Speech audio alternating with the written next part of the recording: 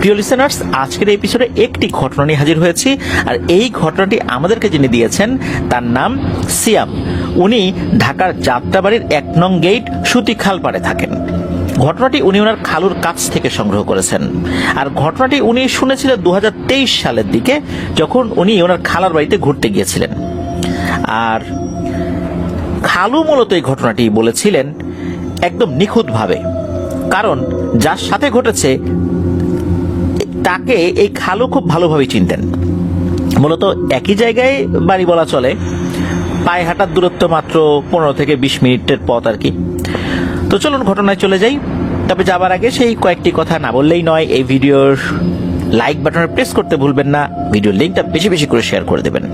আর যারা ঘটনা পাঠাতে চান তারা লিখে অথবা রেকর্ড করে ঘটনা পাঠাতে পারবেন ইমেইল করে। ইমেল অ্যাড্রেসটা হচ্ছে afnanthehorrorworldbd@gmail.com। স্পেলিংটা বলে দিচ্ছি, AFNANTHEHORRORWORLDBD, afnanthehorrorworldbd@gmail.com। স্পেলিংটাও আমরা আমাদের ভিডিও ডেসক্রিপশনে দিয়ে রেখেছি। ভিডিও ডেসক্রিপশনে আমাদের ফেসবুক পেজ এবং গ্রুপের লিঙ্কও দেওয়া রয়েছে। আপনারা যারা আমাদের ফেসবুক পরিবারের সদস্য হননি তারা অনায়াসে আমাদের ফেসবুক পরিবারের সদস্য হয়ে যেতে পারবেন। ঘটনা কেমন লাগলো এই ভিডিওর কমেন্ট সেকশনে কমেন্ট করে জানাতে পারেন, ফেসবুক পেজ এবং গ্রুপে কমেন্ট করে জানাতে পারেন। চলুন ঘটনায় চলে যাই। ঘটনাটি ঘটেছিল ১৯৮১ কি ৮২ সালের দিকে। চাঁদপুর সফরমালী স্কুল থেকে উত্তরে ১ নং বিষ্ণুপুর ইউনিয়ন আছে। এই ১ নং বিষ্ণুপুর ইউনিয়নের সাইফুল প্রধানিয়ার বাড়ি। এই সাইফুল প্রধানিয়ার ছেলের নাম শাহনেয়াজ প্রধানিয়া। তাদের বাড়িটা ছিল নদীর কাছাকাছি। নদীর কাছাকাছি একটা খালও ছিল। তো নদী থেকে পায়ে হেঁটে বাড়িতে যেতে সর্বোচ্চ ২ মিনিট লাগতো। তো এই যে সাইফুল প্রধানিয়া, তিনি ছিলেন মূলত একজন ভ্যান গাড়ির চালক। আর এই শাহনেয়াজ প্রধানিয়া যিনি ছেলে আর কি, সে মাছ ধরত। তাদের জীবনযাপন ছিল খুবই সাদামাটা, কিন্তু খুব একটা সমস্যা তাদের ছিল না। টাকার অভাব বলতে ওই রকম টাকার অভাব ছিল না, মানে যা উপার্জন করত চলে যেত আর কি, ভাত মাছ খেয়ে মোটামুটি চলে যেত। এই যে সাইফুল প্রধানিয়া, ওনার যিনি স্ত্রী, ওনার জীবনটাও মোটামুটি সাদামাটাই বলতে হবে। এই যে শাহনেয়াজ প্রধানিয়া, তার আবার একটা বোন ছিল। এই কয়জন মিলেই ছিল তাদের সংসার। সাইফুল প্রধানিয়া সারাদিন ভ্যান চালাতেন, সন্ধ্যায় বাড়ি ফিরতেন। সন্ধ্যায় খাবার খেয়ে ঘর থেকে বের হতো। নদীর পাশ ঘেঁষে একটা ছোট্ট মাছের আড়ত ছিল, সেখানে আড্ডা দিত। হুক্কা খাওয়া, তাস খেলা, হাসাহাসি, হইচই করা, এভাবেই রাত ১২টা-১টা অবধি তার চলতো। আর যে শাহনেওয়াজ প্রধানিয়া, সে কি করতো, নদীর আইল বেয়ে বোটে করে মাছ নিয়ে এই আড়তে আসতো রাত ৯টা কি ৯:৩০টার দিকে। এরপর আড়তের হিসাব নিকাশ শেষ করে সেও অন্যদের মতো বাবার মতো তাস খেলা, ক্যারাম বোর্ড খেলা, গুটি খেলা এগুলো করতো। আবার একত্রে বন্ধুদের নিয়ে নদীর পাড়ে বসে উচ্চস্বরে গান টান গাইতো। তার আবার অন্য ধরনের বদ অভ্যাসও ছিল, কিঞ্চিত নেশাপানি করা আর কি। তো একটা পর্যায়ে বাপ বেটা অনেক সময় একসাথে বাড়ি ফিরতো। তো বাপেরও যেই অভ্যাস, অনেক সময় ছেলেরও সেই একই অভ্যাস ছিল আর কি। ওই সময় প্রেক্ষাপট বলছি। তখনও কিন্তু শাহনেওয়াজ প্রধানিয়ার বিয়ে হয়নি। তার বয়স তখন ২৬ কি ২৭ বছর এরকম। তো এই যে শাহনেওয়াজ প্রধানিয়ার একটা গুণ ছিল, সেটা হচ্ছে সে খুব ভালো বাঁশি বাজাতে পারত। গ্রামের সবাই তার বাঁশি বাজানো শুনতে চাইতো। আর অনেকেই তাকে শাহনেওয়াজ বাঁশিওয়ালা বলেও ডাকতো। এটাই একটা সময় তার ডাক নাম হয়ে যায়, যে শাহনেওয়াজ বাঁশিওয়ালা। শুধু শাহনেওয়াজ বললে মানুষ বলতো, ও শাহনেওয়াজ বাঁশিওয়ালার কথা বলছেন, এমনটা বলতো আর কি। মাঝে মাঝে মাছ ধরা তো সরকার কর্তৃক নিষেধ থাকতো। কিছু কিছু সময় থাকে না, যেমন ইলিশ মাছ যখন ধরা নিষেধ থাকে, এরকম একটা সময়। তো এরকম সরকারি কিছু নিষেধাজ্ঞা থাকতো, যেই সময় মাছ ধরা যাবে না। তো ওই সময় সে কি করত, গ্রামে ঘুরে ঘুরে যাত্রাপালা করত। তো এরকম নির্দিষ্ট কিছু সময়ে সে যাত্রাপালা করে বেড়াতো। সে লম্বায় খুব বেশি না, আবার খাটো না, ৫ ফুট ৬-৭ ইঞ্চি হবে আর কি। মাঝারি গড়নের উজ্জ্বল শ্যামলা ছিল এই শাহনেওয়াজ। তো ঘটনা যেখান থেকে শুরু, ১৯৮১-৮২ সালের মাঝামাঝি হবে আর কি। তখন সময়টা অক্টোবর মাস হবে আর কি। তখন মাছ ধরা নিষিদ্ধ।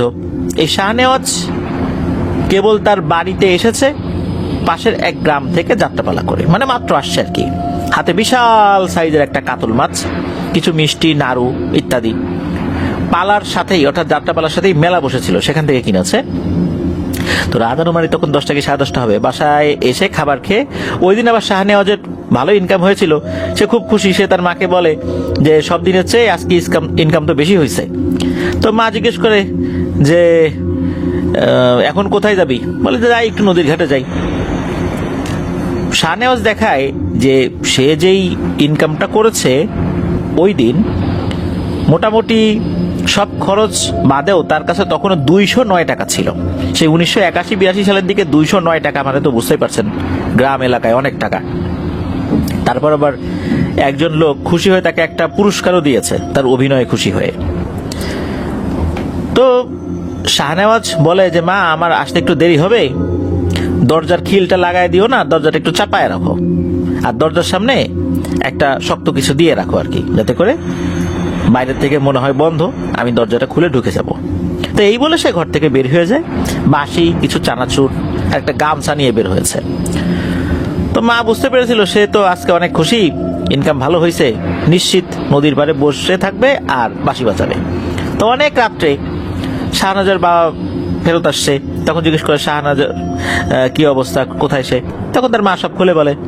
বাবাও শুনে কোনো প্রতিক্রিয়া জানান না, কারণ জানতো যার ছেলেও ওই ছোটবেলা থেকেই উড়নচণ্ডী মার্কা লোক, ঘুরে ঘুরে বেড়াতে পছন্দ করে, আর সেও এই একই স্বভাবের লোক। বাবার একটা স্বভাব পেয়েছে ছেলে, ছেলে তো মাছ ধরার পেশায় জড়িয়ে আছে, রাত করে বাড়িতে আসে, এটা নতুন কিছু না। তো রাত্রে সবাই ঘুমিয়ে যায়। পরদিন সকাল যায়, বিকাল যায়, সন্ধ্যা হয়ে আসে, শাহনেওয়াজ আর বাড়িতে আসে না। তো তার বাবা যখন বাড়িতে আসে তো জানানো হয় যে শাহনেওয়াজ তো ওই যে রাত্রে গেল, আর তো বাড়িতে আসেনি। তখন তার বাবা বলে, চিন্তা করো না, হয়তো বা হঠাৎ করে কোনো যাত্রাপালার খবর পাইছে, এই জন্য ওখানে গেছে, আমাদের জানানোর সময় পাই নাই। সেদিন রাতও চলে যায়, শাহনেওয়াজ আসে না। পরের দিন বিকালবেলা আসরের আজানের পর হুট করে বাসায় চলে আসে এই শাহনেওয়াজ। শাহনেওয়াজের হাতে দেখা যায় নতুন চকচকে খুব সুন্দর কারুকাজ করা একটা বাঁশি।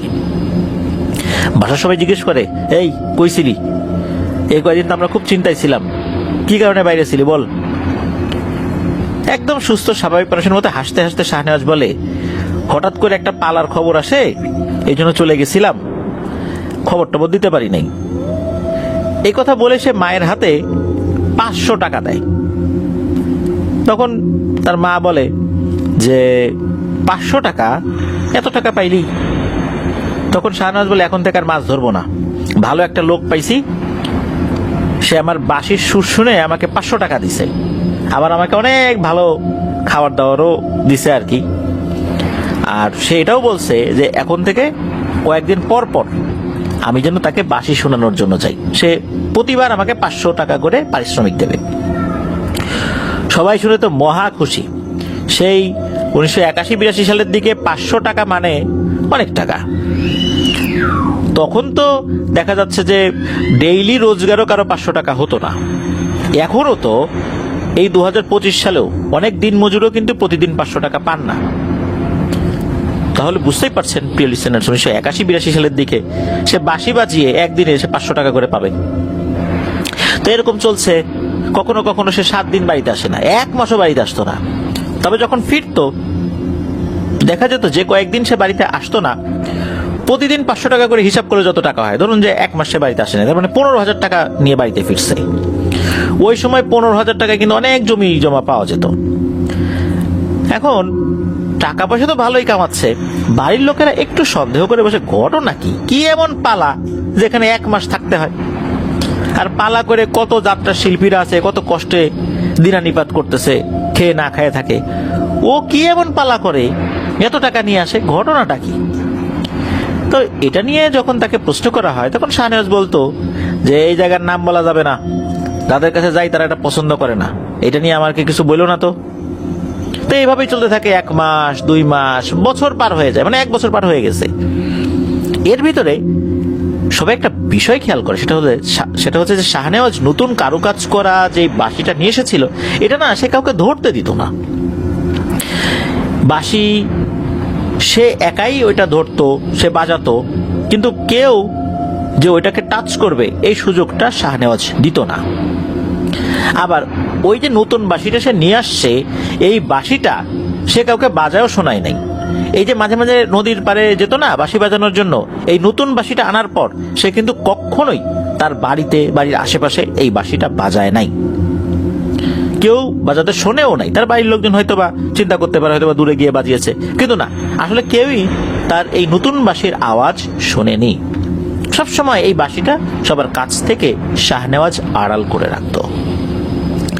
শাহনেওয়াজ নাকি এই বাঁশি রাখার জন্য তাদের ঘরের পেছন দিকে বড় করে আরেকটা ঘর তৈরি করেছিল। সেখানে তখনকার সময়ের প্রেক্ষাপটে মজবুত লকারের ভিতরে বা সিন্ধুকের ভিতরে এই বাঁশিটা রেখে দিত, সবচেয়ে মজবুত আর কি ওই সময় প্রেক্ষাপটে যেগুলো পাওয়া যেত। তো শাহনেওয়াজের অনেক উন্নতি হয়, তার পরিবার তার দেয়া টাকায় নতুন করে জায়গা কেনে, গরু ছাগল কেনে, তাদের যে বাড়িটা সেটা পাকাও করে ফেলে। খুবই কম সময়ে তাদের অনেক উন্নতি হয়। শাহনেওয়াজ পারিবারিকভাবে একটা বিয়েও করে, সে ঘরে একটি ছেলে সন্তানও হয়। এমন করে 5 বছর পার হয়ে যায়। একদিন দুপুরবেলা শাহনেওয়াজ নদীতে গিয়েছে গোসল করতে। ওই যে তার সুন্দর বাঁশিটা, এটা তার ঘরে বালিশের নিচে রেখে দিয়েছে। তো গোসল সেরে সে বাড়িতে আসে, দুপুরের ভাত খায়। অনেক সময় পর সে যখন বাঁশির উদ্দেশ্যে বালিশটা উঠিয়েছে, দেখে সেখানে বাঁশিটা নাই। এই দৃশ্য দেখে শাহনেওয়াজ পুরো বাড়ি চেঁচামেচি করে একদম মাথায় উঠায় ফেলছে, এই আমার বাঁশি কই, বাঁশি কই, বাঁশিটা কোথায় গেল? তো বাড়ির সবাই একসাথে ভিড় জমায়, কি হয়েছে কি হয়েছে, সবাইকে বলে আমার বাঁশি হারাই গেছে।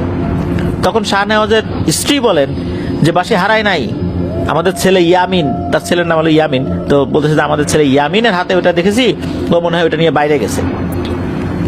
শাহনেওয়াজ একথা শুনে দ্রুত তার ছেলে ইয়ামিনকে খোঁজার জন্য বাইরে বের হয়ে যায়। সবাই বলছিল আরে ভাত খেতে বসছো, এখনই বের হবা, খাওয়া দাওয়া করে যাও, ইয়ামিন আছে আশেপাশে। কিন্তু না, শাহনেওয়াজ বলে যে আমাকে যেতেই হবে।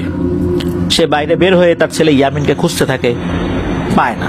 নদীর ঘাট, রাস্তাঘাট, বাগান বাড়ি সব জায়গায় খুঁজে, সারা গ্রাম খুঁজেও তার ছেলে ইয়ামিনকে আর সে খুঁজে পায় না। ওই দিনই পুরো গ্রামে মাইকিং করা হয়, সারা রাত ধরে মাইকিং চলে এবং বলে দেওয়া হয় ইয়ামিনকে যে খুঁজে আনতে পারবে তাকে নগদ 2000 টাকা দেয়া হবে। 1982 সালের পর যদি 5 বছর ধরি 87 সাল, এই 87-88 সালের দিকে 2000 টাকা গ্রাম অঞ্চলে অনেক টাকাই বলতে হবে। তাহলে বোঝা যাচ্ছে যে এই শাহনেওয়াজ কত টাকার মালিক হয়েছিল। পুরো গ্রাম হন্যে হয়ে খুঁজতে খুঁজতে তারা ক্লান্ত হয়ে গেছে, কিন্তু কোথাও ইয়ামিনকে খুঁজে পাওয়া যায় না। কবরস্থান, মন্দির, শ্মশান, মসজিদ, কোনো জায়গা বাকি রাখা হয় না। কিছু পুকুরে জালও ফেলা হয়েছে, কিন্তু না, ইয়ামিনকে আর পাওয়া যায় না। একমাত্র ছেলেকে খুঁজে না পেয়ে শাহনেওয়াজ খুব ভেঙে পড়ে। কারণ হচ্ছে শাহনেওয়াজের যেই টুকিটাকি বদ অভ্যাস ছিল, বিয়ে শাদী করার পর সবগুলো থেকেই সে ফেরত এসেছিল। ওই যে আড্ডা দেয়া, এটা সেটা করা, টুকটাক নেশাপানি করা, এগুলো সে একদম ছেড়ে দিয়েছিল। একদম সংসারী মানুষ হিসাবে 8-10টা মানুষের মতোই সে চলছিল। দেখা গেল যে তার বাবাও যেরকম ওই আড্ডা টাড্ডা দিত, সেও বিভিন্ন কাজকর্মে যুক্ত হয়ে গেছে। টাকা পয়সা উপার্জন যা করেছে শাহনেওয়াজ, যেটা দিয়ে টুকিটাকি ব্যবসা বাণিজ্য চলছিল। এই জন্য পুরো পরিবারেই একটা কর্মব্যস্ততা চলে এসেছিল, স্বাভাবিক জীবনযাপনের। ওই উড়নচণ্ডী স্বভাব আর কারোর মধ্যেই ছিল না। কিন্তু হঠাৎ করে ছেলেকে হারিয়ে শাহনেওয়াজ খুব ভেঙে পড়ে। ওই পরিবারের সবাই খুবই ভেঙে পড়ে যে ইয়ামিন কোথায় গেল। এরপর শুরু হয় ভয়ঙ্কর সব ঘটনা। দিন পার হয়ে যাচ্ছে, 1 দিন 2 দিন, ছেলেকে তো আর পাওয়া যায় না। তো একদিন এই শাহনেওয়াজের স্ত্রী ঘর থেকে বাইরে বের হয়েছে ওয়াশরুমে যাওয়ার জন্য। তাদের ওয়াশরুমটা ঘর থেকে কিছুটা দূরে ছিল। তো সে ওয়াশরুমে গিয়েছে, ওয়াশরুম থেকে যখন ফ্রেশ হয়ে ঘরের দিকে আসা শুরু করেছে, তখন সে খেয়াল করে তাদের ঘরের যে মেইন যেই দরজাটা, এই দরজার ওখানে কেউ একজন দাঁড়িয়ে আছে। তখন এই শাহনেওয়াজের স্ত্রী একটু ভালো করে দেখতে যায় যে জিনিসটা আসলে কি বা লোকটা কে। তখন সে যেটা দেখে সেটা দেখার জন্য সে মোটেও প্রস্তুত ছিল না। সে যখন এগিয়ে গিয়েছে তখন দেখে যে একটা লোক, এই লোকটার গায়ে কোনো চামড়া নাই। মানুষের শরীরের চামড়া যদি তুলে ফেলা হয় তাহলে একটা মানুষকে কেমন দেখা যাবে, ঠিক তেমন দেখা যাচ্ছে। আমাদের চোখের উপরে কিন্তু চোখের পাতা রয়েছে, এই অংশটা যদি তুলে ফেলা হয় আমাদের চোখটা একদম গোলাকৃতি দেখা যাবে। দেখা যাচ্ছে ওই রকম বড় বড় দুটো চোখ, এতটা বাইরে বের হয়ে এসেছে মনে হচ্ছে এখনই পড়ে যাবে হয়তো। সে মুখ দিয়ে কোনো কথা বলছে না, কিন্তু কেমন যেন একটা গড়গড় গড়গড় শব্দ করছে। তো এই দৃশ্য দেখে শাহনেওয়াজের স্ত্রী দেয় প্রচন্ড জোরে এক চিৎকার। যখন চিৎকার দিয়েছে ওই জিনিসটা লাফ দিয়ে মনে হলো কোন দিকে চলে গেল। আর শাহনেওয়াজের স্ত্রীর চিৎকারে বাড়ির অন্যান্যরা তো ঘুম থেকে জেগে যায়, তারা ঘর থেকে বের হয়, এসে দেখে যে শাহনেওয়াজের স্ত্রী অজ্ঞান হয়ে পড়ে আছে। তাকে ধরাধরি করে ঘরে নিয়ে যায়, জ্ঞান ফেরানোর চেষ্টা করা হয়। যখন তার জ্ঞান ফেরত আসে সে বলে সে কি দেখেছে। তখন বাড়ির লোকজন বলে যে ছেলে হারানোর শোকে হয়তোবা সে ভুলভাল কিছু দেখেছে। এরপর পরের দিন রাতের বেলা সবাই ঘুমানোর প্রস্তুতি নিচ্ছে, এই সময় হঠাৎ করে বাইরে থেকে কান্নাকাটির আওয়াজ শোনা যায়। এই আওয়াজটা ছিল তাদের ছেলে ইয়ামিনের। আওয়াজটা এমন যে মনে হচ্ছে যে একবারে মেইন গেটের সামনেই হচ্ছে। ইয়ামিনকে ওখানে রেখে কেউ মারধর করছে, সেই যন্ত্রণা সে কান্নাকাটি করছে। সবাই তাড়াহুড়ো করে ঘর থেকে বের হয়, কিন্তু এসে দেখে কিছুই নাই। অবাক কাণ্ড, ইয়ামিনের কান্নার স্বর শোনা গেল অথচ এখানে কিছুই নাই। সবাই আশেপাশে খোঁজাখুঁজি করে, কিছুই দেখতে পায় না। এমনকি গেটের সামনে তো এই শব্দ তারা শুনেছিলেন যে ওই দিকটা থেকে আসছে, সেখানে তারা দেখে এখানে কোনো পায়ের ছাপ আছে কিনা, দেখে যে না, কিছুই নেই। এভাবে আরো কয়েকদিন চলে যায়। হঠাৎ করে সকালবেলা ঘুম থেকে উঠে একদিন দেখে বাড়িতে হাঁস, মুরগি, গরু, ছাগল যত প্রকার পশু ছিল, গবাদি পশু বিশেষ করে, সবগুলো একসাথে মরে পড়ে আছে। শুধু যে গবাদি পশু মরে পড়ে আছে বিষয়টা এরকম না, ওই বাড়িতে কুকুর বিড়াল ছিল সেগুলো মরে পড়ে আছে। এমনকি ওই বাড়ির গাছে যে পাখিগুলো বাসা করেছিল এই পাখিগুলো নিচে মরে পড়ে আছে, ওই পাখির বাচ্চাগুলো নিচে মরে পড়ে আছে। এমন একটা অবস্থা। তারা তো সবাই খুব ভরকে যায়, ঘটনা কি, কেন এমনটা হলো। এভাবে ওই দিনটা কেটে যায় আতঙ্কের মধ্যে। ওই দিন রাত্রেই তাদের একটা গুদাম ঘর ছিল, সেখানে অনেক ধান গম মজুত করা ছিল। সেই গুদামে অনাকাঙ্ক্ষিতভাবেই আগুন লেগে যায় আর সব শেষ হয়ে যায়। তারপর একদিন রাতে শাহনেওয়াজের মা ঘরের বাইরে কোন একটা কারণে বের হয়েছে। তখন কে যেন তাকে বাড়ির বাইরে ডাকে মহিলা কণ্ঠে।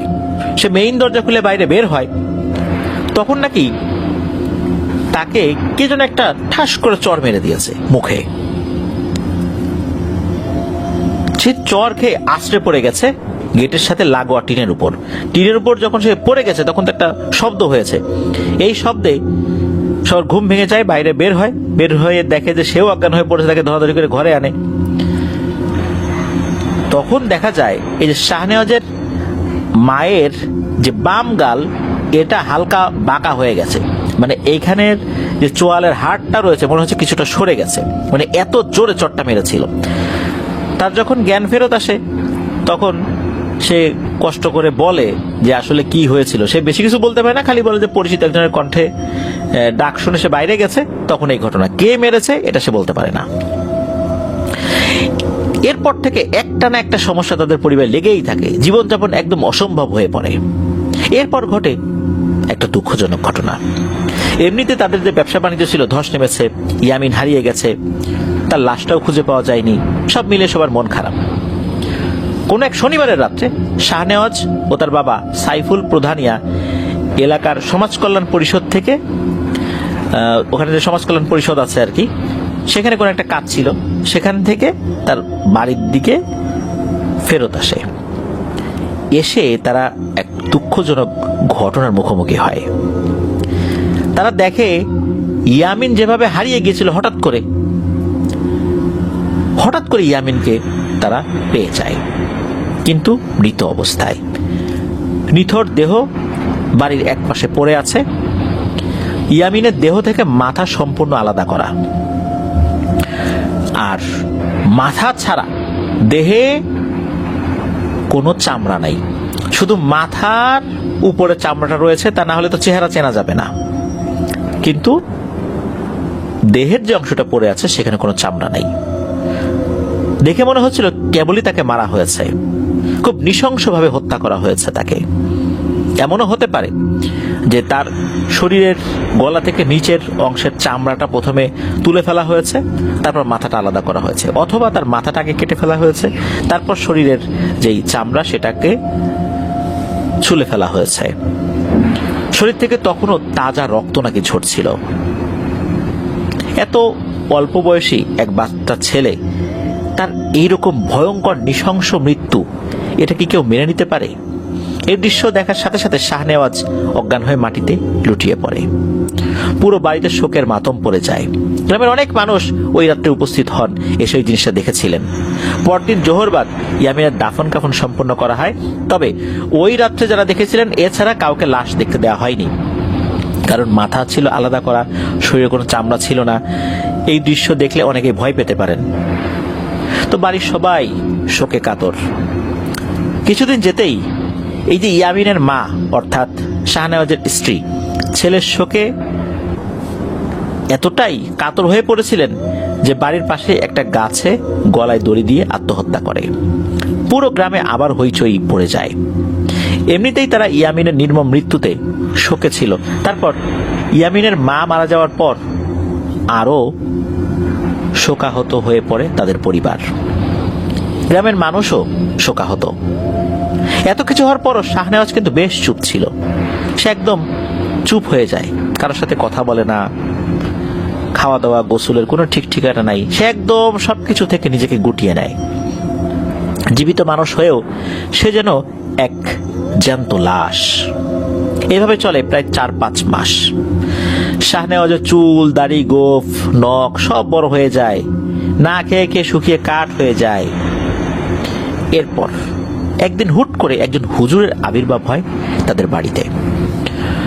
সময় বলাটা একটু কঠিন, তবে যতটুকু মনে পড়ে, যেটা বলেছেন আর কি এই সিয়াম ভাইয়ের খালু, যে ওই দিনটা শুক্রবার সন্ধ্যা 7টা কি 8টা হবে।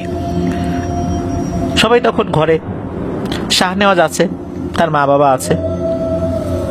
একজন হুজুর বাইরে থেকে এসে খুব জোরে করে সালাম দেন, আসসালামু আলাইকুম, বাড়িতে কেউ আছো?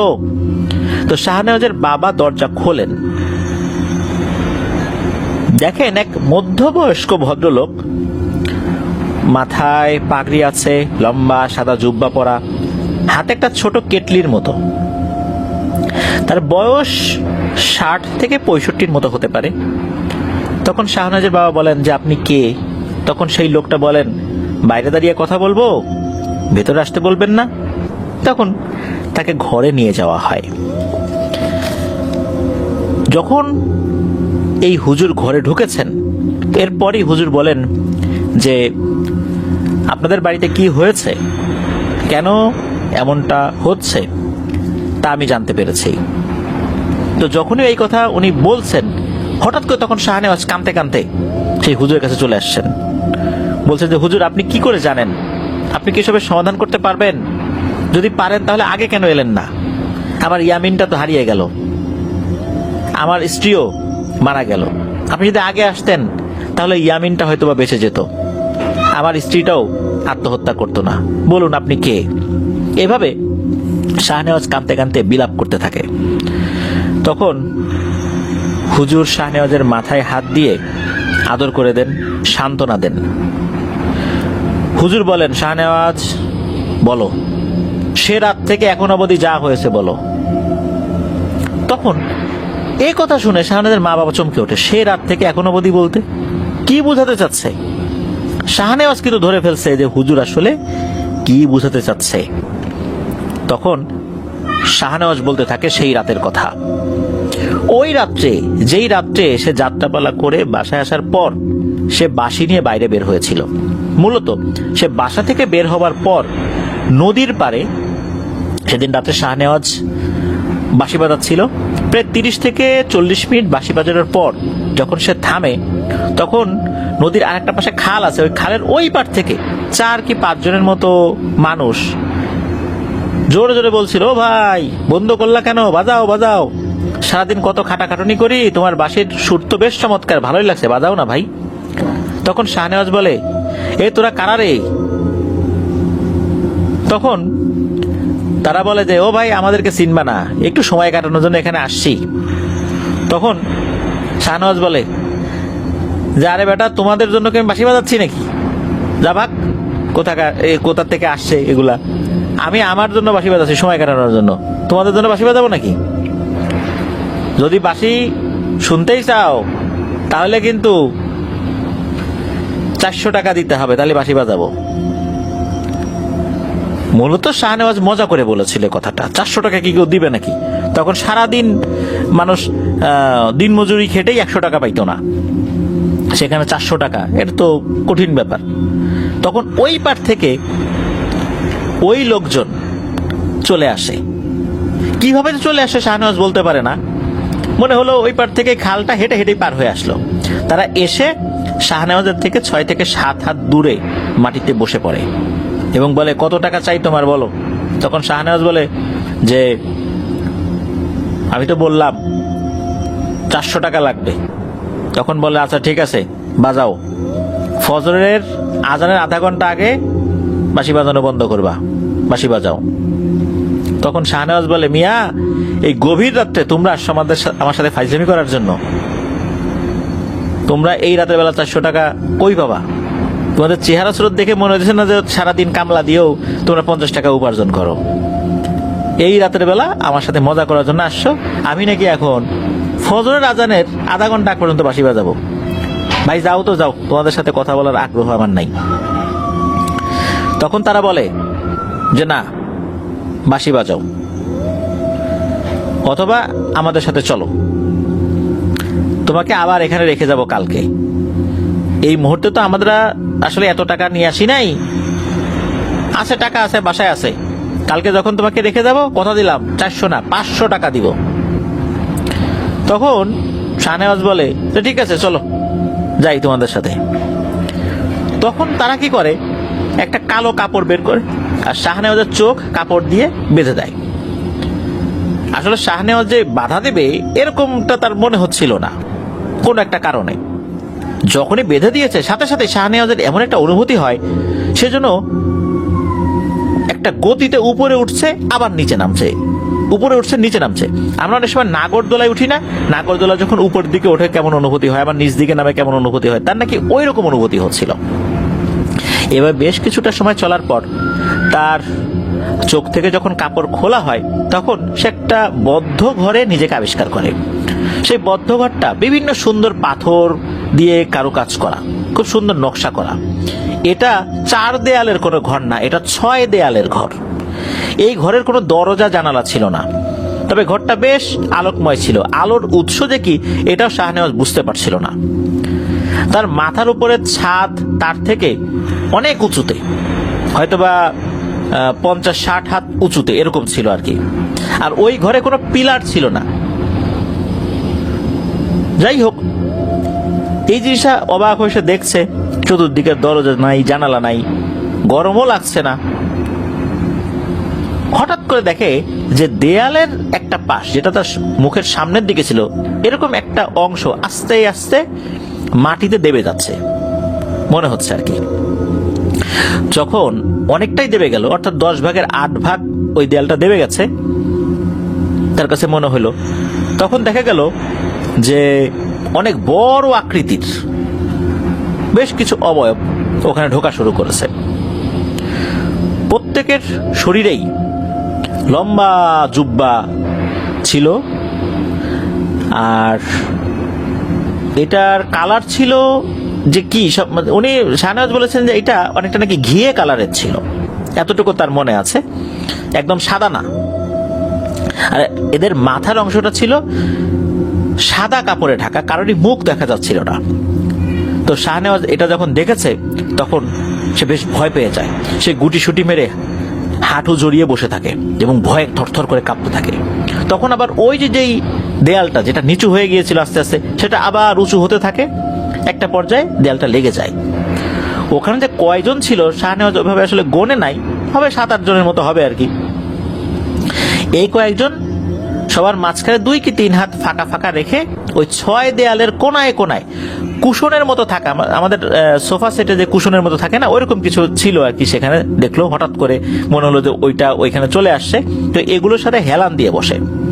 তো একজন শাহনেওয়াজের কাছে আসে এবং তাকে 1 গ্লাস পানি খেতে দেয় এবং বলে, তুমি আমাদের মেহমান, ভয় পেও না, আমরা তোমাকে ক্ষতি করার জন্য এখানে নিয়ে আসিনি। কোনো অসৎ উদ্দেশ্য থাকলে সেই নদীর পানিতে তোমাকে ক্ষতি করতে পারতাম। পানিটা খাও, আর আমি তোমাকে নিয়ে এসেছি। অর্থাৎ যে পানিটা এগিয়ে দিয়েছে সেটা বলছে। আর সেই লোকটা বলে যে এখন সবাইকে তোমার বাঁশির সুর শোনাও। তখন শাহনেওয়াজ ভয়ে ভয়ে কাঁপা কাঁপা হাতে পানিটা খায়। খাওয়ার পর তার শরীরে নাকি এক ধরনের একটা উত্তেজনা চলে আসে, মনে হচ্ছে শরীরে তার অন্য ধরনের একটা শক্তি চলে আসছে। তার আর ভয়ও লাগছে না। সে বুঝতে পারে সে এখন আর স্বাভাবিক জগতে নাই, সে এখন জিনেদের দেশে চলে এসেছে, তাকে নিয়ে আসা হয়েছে। যাই হোক, সে বাঁশি বাজানো শুরু করে। বাজাতে বাজাতে কত সময় বাজিয়েছে সে জানে না। যখন শেষ হয় তখন সবাই তার প্রশংসা করে। তখন তার দিকে ছোট ছোট খেজুরের মতো দেখতে একটা ফল ছুঁড়ে মারতে থাকে। ছোট ছোট খেজুরের মতো সবাই একটা করে ফল ছুঁড়ে মারছে, সেও সেটা খায়। সে খেয়ে দেখে এটা খুবই সুস্বাদু, এটা যে আসলে কি ফল তা বোঝা যাচ্ছে না। এরপর তাকে বলা হয় যে তোমার সময় অনুযায়ী অমুক বার, একটা বার বলে দেয় আর কি, তুমি আবার আসবা। তুমি যেখানে ছিলা, যেখান থেকে তোমাকে নিয়ে আসা হয়েছে ওইখানেই আসবা, তোমাকে নিয়ে আসা হবে। এরপর সেখানে থাকা একজন লোক বসা থেকে উঠে আবার শাহনেওয়াজের দিকে আসে। বোঝা যাচ্ছিল সেই এদের সর্দার। শাহনেওয়াজের কাছে এসে সে একটা কাজ করে। সে কি করে? একটা ছোট সুন্দর কারুকাজ করা বাঁশি শাহনেওয়াজের হাতে দেয়। এটা দিয়ে বলে, এই বাঁশিটা আমি তোমাকে দিলাম, এরপর তুমি যখন আসবা এটা দিয়েই বাজাবা। আর সাবধান, তুমি ছাড়া এই বাঁশি আর কেউ যেন না ছয়। বাঁশিটি অনেক যত্নে রাখবা, এটার জন্য কোনো ক্ষতি না হয়। তুমি এই বাঁশি বাজাতে গিয়ে যদি এটার কোনো সমস্যা হয় বা কোনো অংশ নষ্ট হয়ে যায়, তুমি এটা নিয়ে আসবা, আমরা এটা রেখে অন্য একটা বাঁশি দেব। কিন্তু কোনো অংশ তুমি ছাড়া অন্য কারো হাতে যেন নষ্ট না হয়। যদি অন্য কারো হাতে নষ্ট হয় তাহলে তারও জীবন যাবে, তোমারও জীবন যাবে।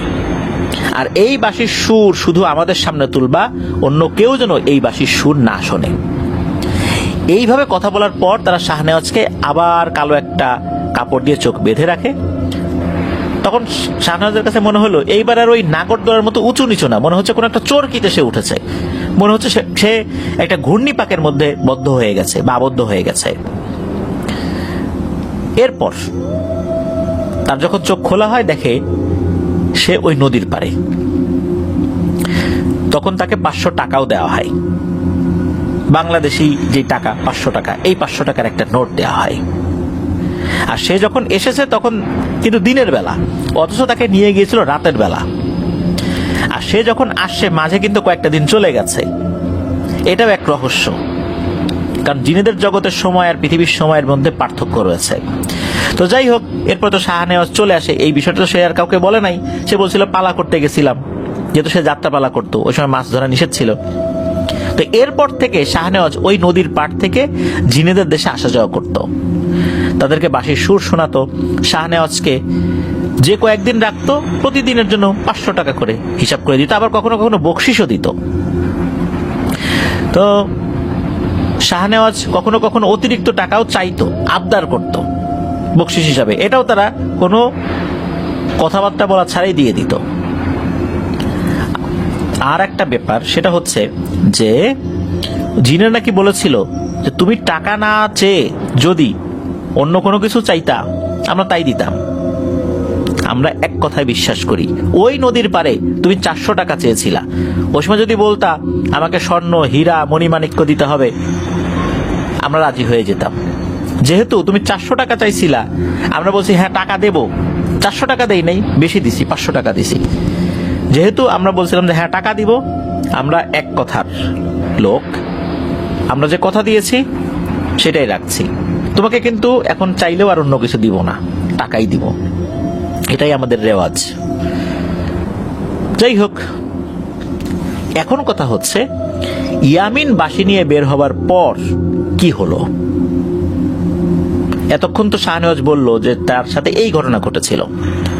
এবার হুজুর বলা শুরু করেন যে হুজুর কোথা থেকে আসছেন। হুজুর বলেন, আমি কোথা থেকে এসেছি তা তোমাদের জেনে কোনো কাজ নেই। আমি আমার এক ছাত্র জিনের মাধ্যমে তোমাদের বাড়ির সমস্যার কথা জানতে পেরেছি। আমি 4 দিন আগে জানতে পেরেছি, আজকে এসে উপস্থিত হলাম। আমি অনেকভাবে ঘটনা বের করার চেষ্টা করেছি, কিন্তু কোনোভাবে সক্ষম হই নাই। আমি স্বাভাবিক একজন মানুষ, আমি কোনো জিন পরি বা এরকম কিছু না, এতটুকু নিশ্চিন্তে থাকো। আমার বাড়ি এখানে না, তবে কোথায় বাড়ি এটা আমি বলবো না। আমি শুধু তোমার সমস্যা সমাধান করা কিভাবে যায় এই জন্য আসছি। আমার জিন ছাত্ররা বলেছে, তুমি যাদের বাঁশি বাজিয়ে শুনিয়ে এসেছো তারা বংশ পরম্পরায় রাজা বাদশাহ না হলেও তারা জিনদের জগতে বেশ সম্মানিত, এবং এরা এমন এক ধরনের গোত্র, এরা হচ্ছে আধ্যাত্মিক সাধনা করে। কারণ মানুষের মধ্যে শিল্পী আছে, বিভিন্ন ধরনের শিল্পী আছে, এই শিল্পীদের অনেক ভক্ত থাকে।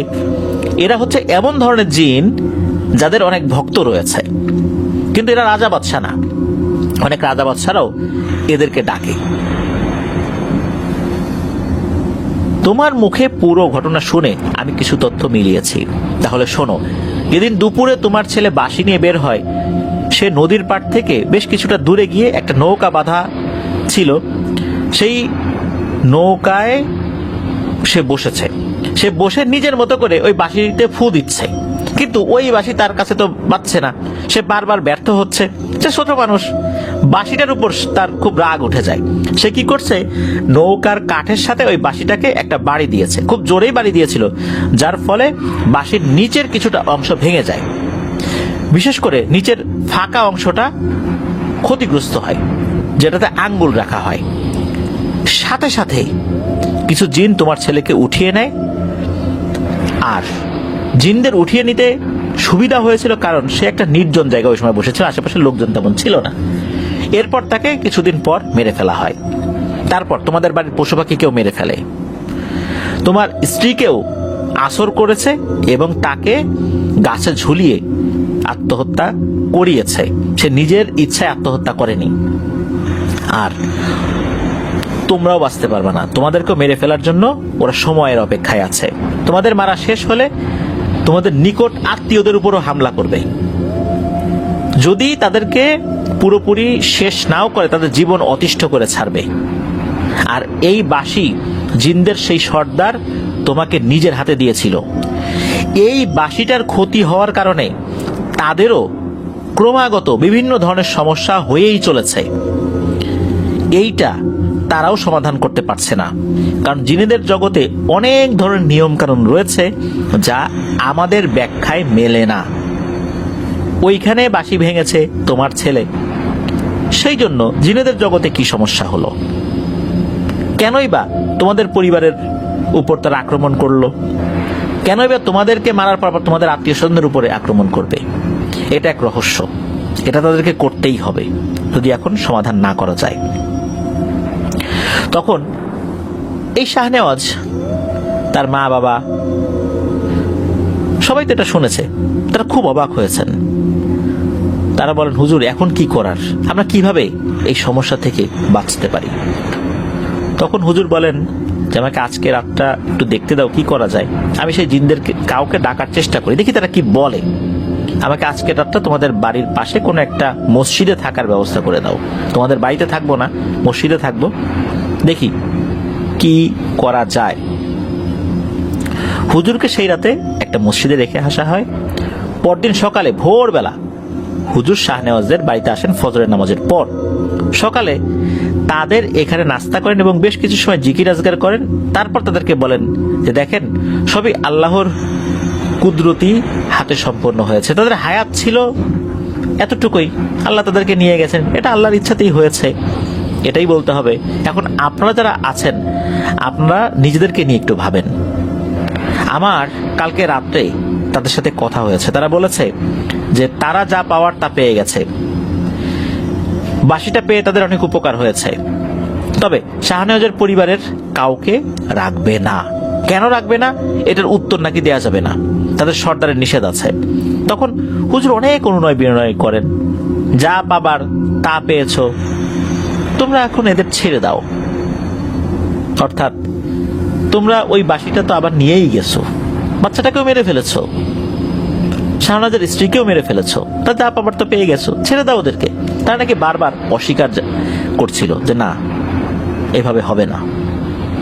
পরে এক পর্যায়ে তাদের সর্দার খবর পাঠায় এবং জানায় যে 100টা মহিষ দিতে হবে, তাও কালো কুচকুচে মহিষ, এবং তাদের এই বাড়ি ছেড়ে, এই গ্রাম ছেড়ে চিরকালের জন্য অন্য জায়গা চলে যেতে হবে, তাহলেই এই অভিশাপ থেকে তারা মুক্তি লাভ করবে।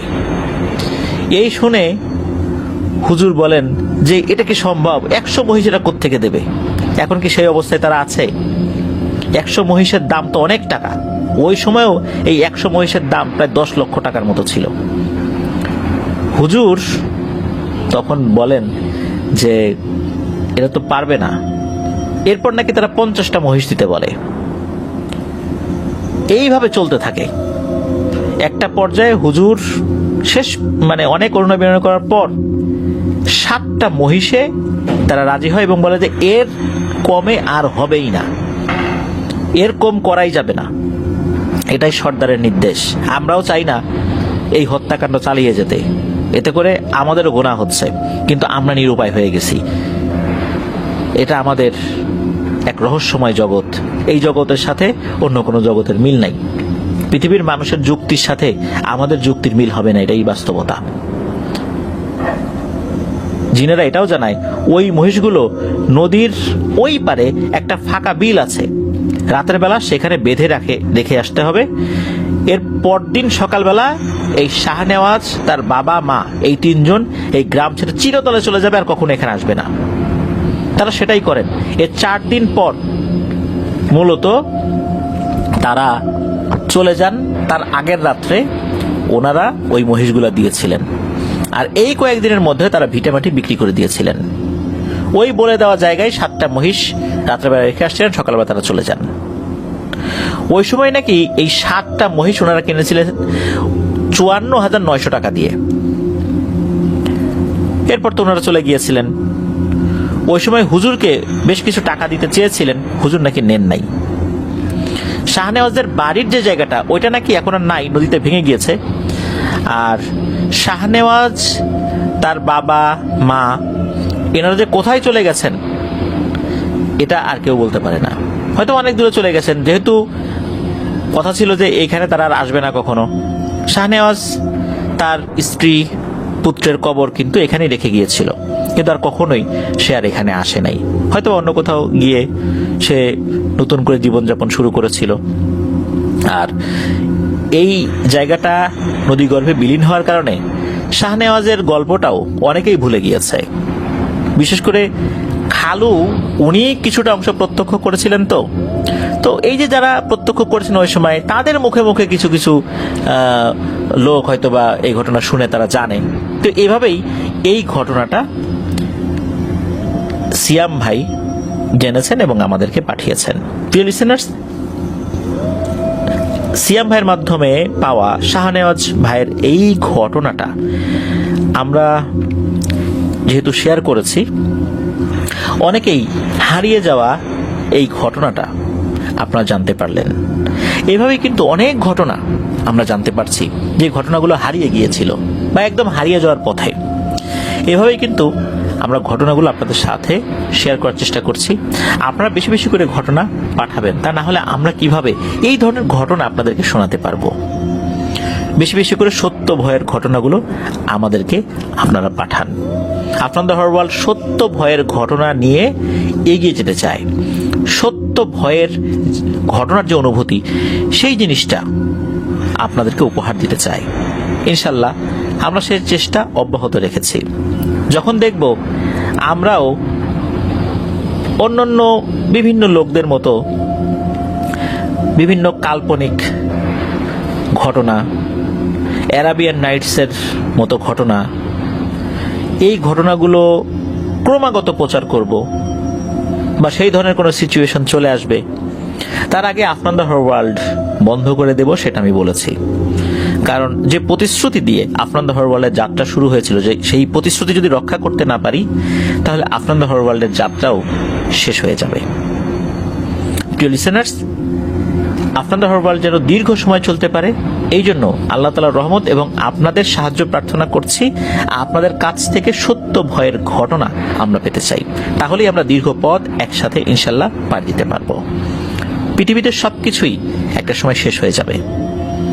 আমরা যখন কোন একটা প্ল্যাটফর্ম চালু করি, আমরা চিন্তা করি অনন্তকাল ব্যাপী এই জিনিসটা আমরা চালাবো। আসলে কি বাস্তব এই কথাটা? না, সবকিছু একটা শেষ আছে। কেন যেন আমরা সেটা মানতে চাই না। এটাই বাস্তবতা যে অনেক জনপ্রিয় অনুষ্ঠানগুলো একটা সময় শেষ হয়ে গেছে, হারিয়ে গেছে। আমাদের এটাও একটা সময় শেষ হবে, এটা নিশ্চিত। কিন্তু এই পথটা আমরা আরেকটু দীর্ঘায়িত করতে চাই। আল্লাহর কাছে কামনা করি আল্লাহ এই পথটা আমরা আরো যেন দীর্ঘ করতে পারি আপনার ইচ্ছায়। এটাই আল্লাহর কাছে চাওয়া, আর লিসেনারদের কাছে চাওয়া, আপনারা সত্য ভয়ের ঘটনাগুলো আমাদেরকে দেবেন। প্রিয় লিসেনার্স, আজকের এপিসোড থেকে বিদায় নিচ্ছি। আসছে বৃহস্পতিবার থার্সডে নাইটের নতুন আরো একটি এপিসোড নিয়ে আপনাদের সামনে হাজির হব ইনশাল্লাহ। সবাই ভালো থাকবেন, সুস্থ থাকবেন, আমার জন্য দোয়া করবেন, আমার পরিবারের জন্য দোয়া করবেন, আপনাদের জন্য দোয়া রইল, আপনাদের পরিবারের প্রত্যেকের জন্য দোয়া রইল। মহান আল্লাহ সুবহানাহু ওয়া তাআলা আমাদেরকে ভালো রাখুন, সুস্থ রাখুন, নিরাপদে রাখুন, আফটার দ্য ওয়ার্ল্ডের সাথে রাখুন। আসসালামু আলাইকুম। হাসান ভাই 2011 সালে উনি বরিশাল পলিটেকনিক ইনস্টিটিউটে ভর্তি হন। আর ওনারা কয়েকজন বন্ধু মিলে বাসা নিয়েছিলেন বরিশালের সিএমবি রোডের পাশে, একটি মেস বাসা নিয়েছিলেন। উনি ছাড়াও আরো 3 জন ওই বাসায় উঠেছিলেন। একজনের নাম তাহমিদ, আরেকজনের নাম জামিল, আরেকজনের নাম অনন্ত। এই 3 জনের বাড়ি পটুয়াখালীর কলাপাড়াতে। বাসাটা ছিল 2 রুমের, একটা কিচেন ছিল, একটা ওয়াশরুম ছিল। তো মোটামুটি ভালোই চলছিল সবকিছু। বেশ কয়েকদিন যাওয়ার পর হঠাৎ গভীর রাতের বেলা ওয়াশরুমের ভিতর থেকে ভয়ঙ্কর গর্জন, এমন গর্জন মনে হচ্ছে ভয়ঙ্কর কোনো প্রাণী ওয়াশরুমে আটকা পড়েছে, গর্জন করছে। আর ওয়াশরুমের ভিতরে ধুম ধুম ধুম এরকম শব্দ, মনে হচ্ছে ওয়াশরুমের যে দেয়াল রয়েছে এই দেয়ালের উপর কেউ আঘাত করছে। এরকম বেশ খানিকক্ষণ হয়। তো এই যে হাসান ভাই, উনি বের হয়ে আসছেন। বের হয়ে এসে দেখেন দরজার বাইরে দাঁড়িয়ে আছে জামিল এবং অনন্ত। উনি বলছেন, কি ব্যাপার জামিল, অনন্ত, তোমরা দরজার বাইরে দাঁড়িয়ে আছো, ওয়াশরুমের ভিতরে এরকম শব্দ হচ্ছে কেন? তখন ওরা বলে, চুপ, একদম চুপ, কোনো কথা হবে না। এই দরজার লক আমরা বাইরে থেকে লাগিয়ে রেখেছি, ভেতরে তাহমিদ আছে। ভিতরে তাহমিদ আছে? এটা কিভাবে সম্ভব? আর এরকম শব্দ করছে, তোমরাও কেন দরজা খুলে ওকে বের করছো না? তখন ওরা বলে যে না, এখন বের করা যাবে না। এদিকে হাসান ভাই তো বেশ অবাক হয়েছেন, কি বলে এরা। একটা পর্যায়ে এসে এই গর্জন এবং ধুমধাম শব্দ থেমে যায়। এরপর ওরা যখন দরজার সিটকেনি বাইরে থেকে খুলেছে এবং দরজাটা ফাঁকা করে দিয়েছে, তখন এই হাসান ভাই দেখতে পান এই যে তাহমিদ ছেলেটা, সে ওয়াশরুমের মধ্যে পড়ে আছে, তার হাতে রক্ত, হাত ফেটে গিয়েছে। সে হাতের এই পাতা দিয়ে এমন ভাবে দেয়ালে আঘাত করেছে যে তার হাতের পাতা ফেটে গিয়েছে। সে ওয়াশরুমে পড়ে আছে। এরপর ওনারা 3 জন মিলে তাহমিদকে পরিষ্কার পরিচ্ছন্ন করিয়ে ঘরে শুইয়ে দেন। এই যে হাসান ভাই, উনি তো বেশ অবাক হয়ে গেছেন। উনি চিন্তা করছেন যে আচ্ছা, এই যে অনন্ত আর জামিল, এরা দিব্যি বাইরে দাঁড়িয়ে আছে, মজা দেখছে, দরজা লক করে দিয়েছে, ঘটনাটা কি? উনি এরপরে এই বিষয়টা যখন ওদেরকে জিজ্ঞেস করছে, ওরা বিষয়টা এড়িয়ে যায়। এর বেশ কিছুদিন পর যখন এই যে তাহমিদের হাতের যে তালুটা এটা ঠিক হয়ে গেছে অনেকটাই, ওইরকমই একটা সময় ওই দিন রাতের বেলা সেই একই ঘটনা, ধুম ধুম ধুম শব্দ ওয়াশরুমের ভিতর থেকে, আর ভয়ঙ্কর একটা প্রাণীর গর্জন। এটা শুনে এই তাহমিদ ভাই তো ধর্মর করে উঠে বসেন, আর কি শুরু হয়ে গেল এগুলা। উনি ঘর থেকে বাইরে বেরিয়ে আসেন। বেরিয়ে আসার পর দেখেন এই অনন্ত এবং জামিল দরজার বাইরে দাঁড়িয়ে আছে। উনি তো বুঝতে পারেন ভেতরে তাহমিদ আছে। তখন এই হাসান ভাই বলছে, এই তোমরা বলো তো ঘটনা কি? তখন এই জামিল ছেলেটা বলে যে ভাই, ওর সাথে সমস্যা আছে, অনেক আগে থেকেই সমস্যা আছে, এখন কিছু বলা যাবে না, চুপ থাকো। তখন তাহমিদ ভাই, উনি তো ভেতরে ছিলেন, আর এই যে হাসান ভাই যখন এটা শুনেছেন উনিও চুপ হয়ে গেলেন। কিছুক্ষণ পর এই জিনিসটা থেমে যায়। থেমে যাওয়ার পর ওরা দরজা বাইরে থেকে খুলে দেয়। তখন গিয়ে দেখা যায় সেই আগের মতো অবস্থা, মেঝেতে পড়ে আছে, একদম এলোমেলো অবস্থা, হাত ফেটে গেছে, ওই হাত দিয়ে বারবার দেয়ালে আঘাত করেছে, হাত ফেটে গেছে।